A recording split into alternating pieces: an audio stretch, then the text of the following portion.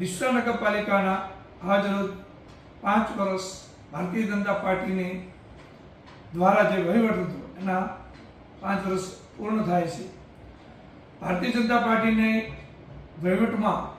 ડીસા શહેરને પાણીની તકલીફ ના પડે તે માટે કુલ 7 બોરોનું નિર્માણ કરવામાં આવ્યું છે। સાથે સાથે અંડર જે ટાંકી કહેવાય એ ટાંકીનું પણ નિર્માણ કરવામાં આવ્યું છે અને દિન પ્રતિદિન જે પાણીના તળ નીચે જતા રહ્યા છે એના માટે ગુજરાત સરકાર અને આપણા પાણીના ધારાસભ્ય સતત ચિંતા કરી અને ભવિષ્યમાં 50 વર્ષનું આયોજન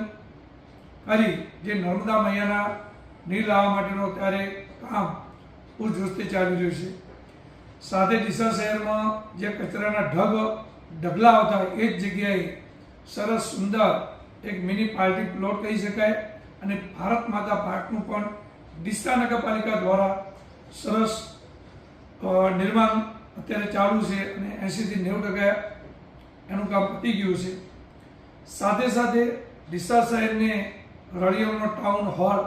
જે કહી શકાય એનું પણ અત્યારે કામ પૂરજોશથી ચાલી રહ્યું છે અને અત્યારે આધુનિક સ્માર્ટ ટોયલેટ જે ગાંધીનગર, અમદાવાદ, વડોદરા શહેરોમાં છે એ જ સુવિધા આપણા ડીસા શહેરમાં ડીસા નગરપાલિકા દ્વારા આધુનિક સ્માર્ટ ટોયલેટનું પણ ગઈકાલે એનું લોકાર્પણ કરવામાં આવેલું છે અને ડીસા શહેરને 4 ચાંદ લાગી જાય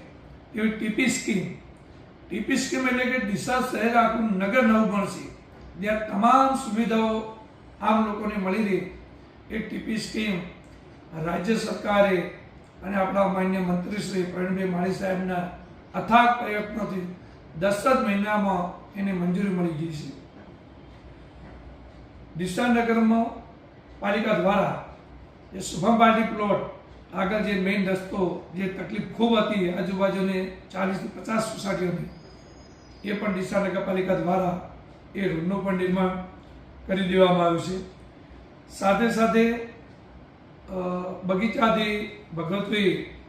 અને જલારામ મંદિરથી